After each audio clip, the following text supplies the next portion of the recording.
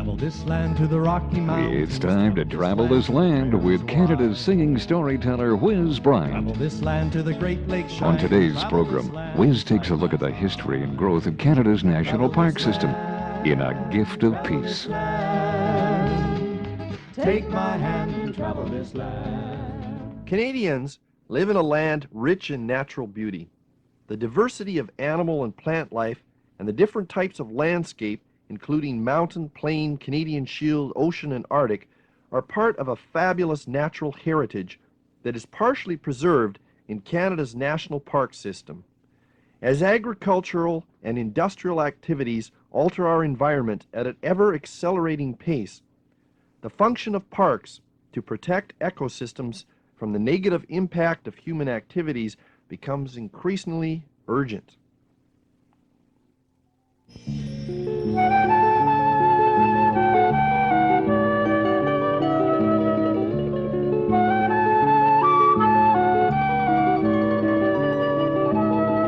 Lost among the swirling clouds, far beyond the desperate crowds, lies a place of precious solitude.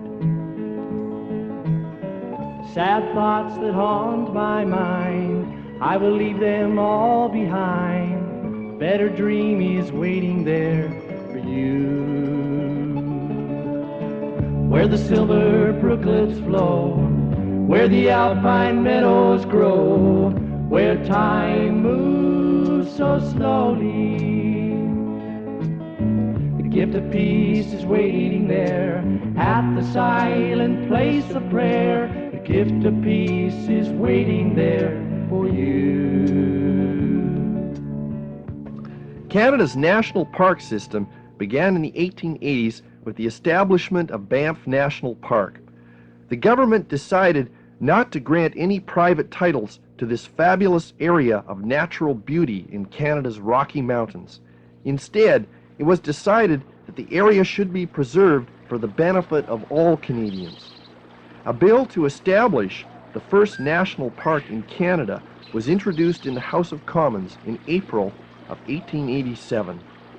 Banff became a symbol of a new respect for preserving the land in its natural state. Interest in the development of other reserves ran high among members of Parliament, and in the years between 1887 to 1895, 5 more mountain reserves were set aside and became unavailable for sale, settlement, or squatting.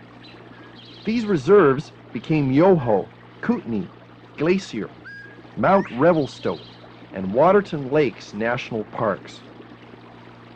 The availability of these large tracts of undeveloped public lands in Western Canada facilitated the foundation for Canada's national park system. In the early 20th century, action was taken to develop national parks in eastern Canada, starting with the St. Lawrence Islands National Park. In 1911, the Dominion Parks branch was formed. J.B. Harkin, the first commissioner, oversaw the establishment of 9 more parks between 1911 and 1936. These included Elk Island, Point Pelee, Wood Buffalo, Prince Albert, Riding Mountain, Georgian Bay Islands, and Cape Breton Highlands. Harkin emphasized protection of the natural resources of the new parks and helped to set the guiding philosophy for the management of Canada's national parks in the passing of the National Parks Act in 1930. The parks were dedicated to the people of Canada for their benefit, their education, and their enjoyment. In 1961, John Nicol became director of the National and Historic Parks branch. Under his direction, 10 new national parks were established. The current Environment Canada Parks policy, written in 1979, shows his influence, as it emphasizes the preservation of natural ecological processes above all else.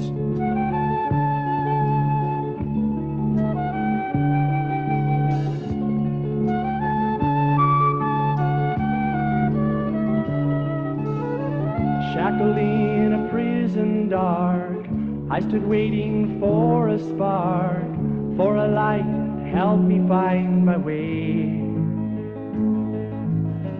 Then at last a voice I heard saying freedom is a hollow word till you've left all your chains behind. Go where the silver brooklets flow, where the alpine meadows grow, where time moves so slowly. The gift of peace is waiting there at the silent place of prayer. The gift of peace is waiting there for you.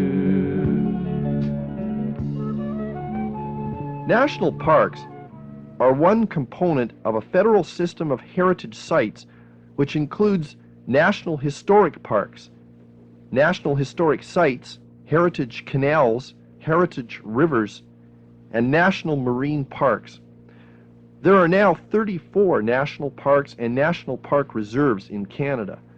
This constitutes only 1.8% of Canada's total landmass. Park policy emphasizes that in order to protect resources, natural ecology must function in the parks with minimum interference from man. National parks are protected from all forms of resource extraction, including mining, forestry, agriculture, and sports hunting. Only activities consistent with park protection are allowed. Efforts are directed at maintaining the physical environment in as natural a state as possible. In the early days of the park system, sites were often chosen because they provided scenic vistas for potential tourism. Others were set aside to conserve unique or fragile habitats or to protect endangered species. But eventually, Parks Canada developed the concept of setting aside areas that are representative of a natural region. Each natural region has a unique set of biological and ecological characteristics. In Canada, there are 68 different natural regions, and they have been identified.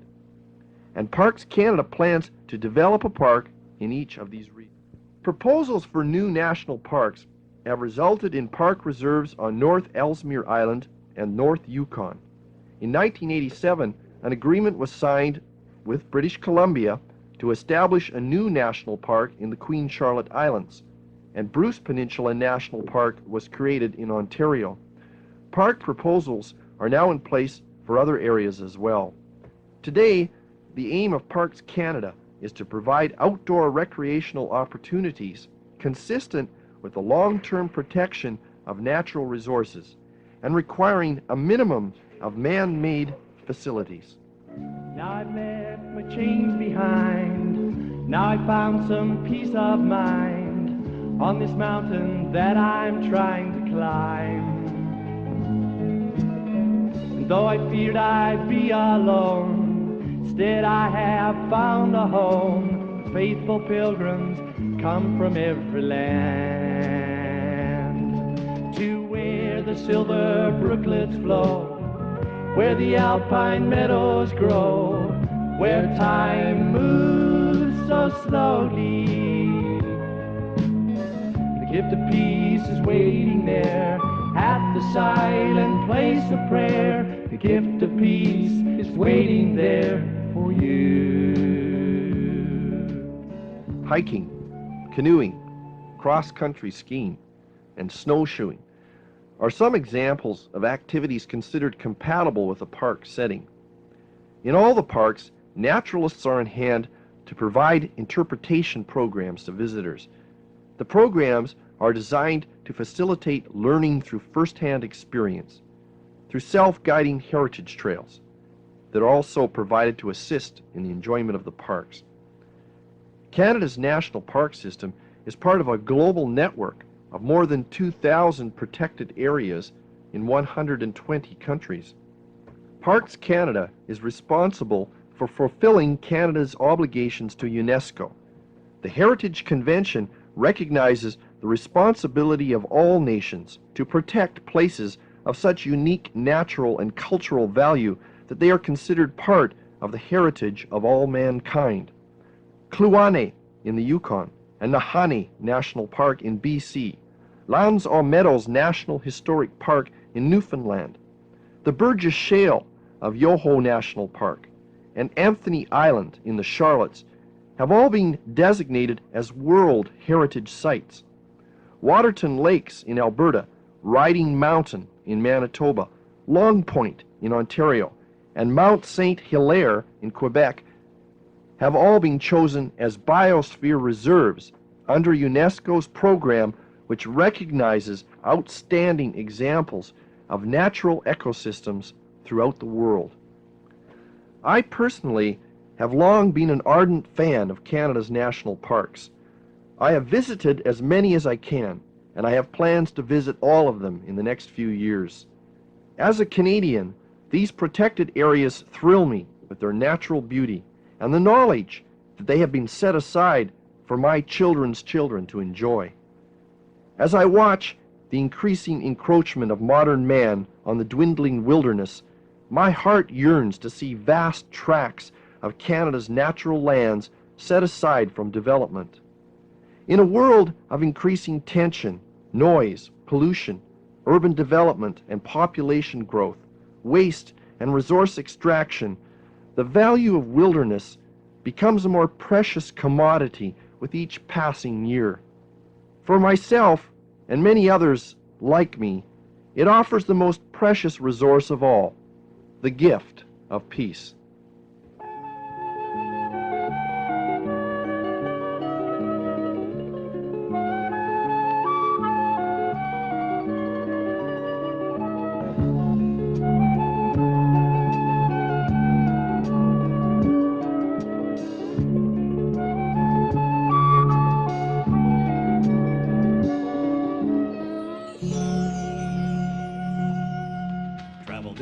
To the Rocky Mountains. You've been traveling this land with Canada's singing storyteller, Whiz Bryant. Please feel free to write to us with your comments. We would be delighted to hear from you. Thank you for listening. And join us again next time for another fascinating Canadian tale in story and song as we continue to travel this land. To the Fraser Delta, travel this land to the Arctic Sea. Travel this land where the wild loons call, and travel this land, come along with me. Travel this land, take my hand and travel this land. Travel this land to the Yukon River, travel this land to Prince Edward Isle. Travel this land to the Gulf Stream waters, travel this land, we'll travel in style. Travel this land so wild and grand, take my hand and travel this land.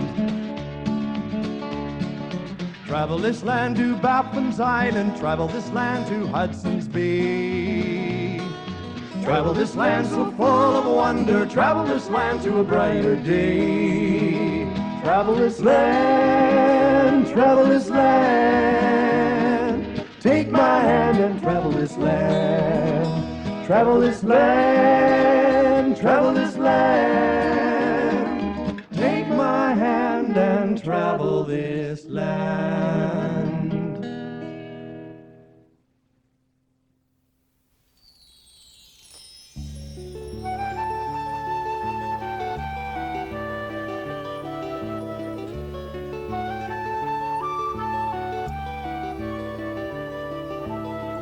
Lost among the swirling clouds, far beyond the desperate crowds, lies a place of precious solitude.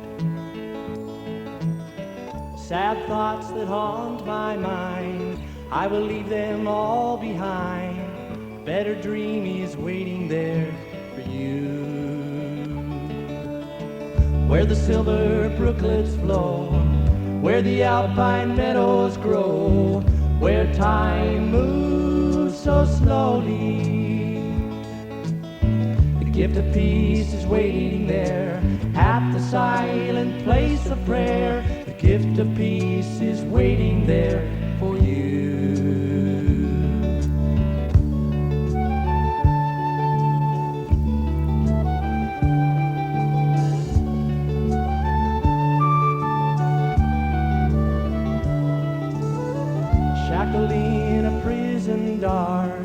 I stood waiting for a spark, for a light to help me find my way.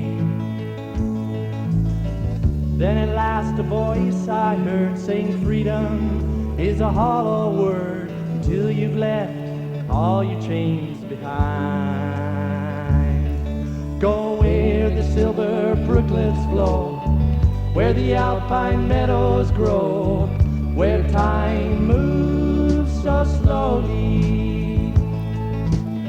The gift of peace is waiting there at the silent place of prayer. The gift of peace is waiting there for you.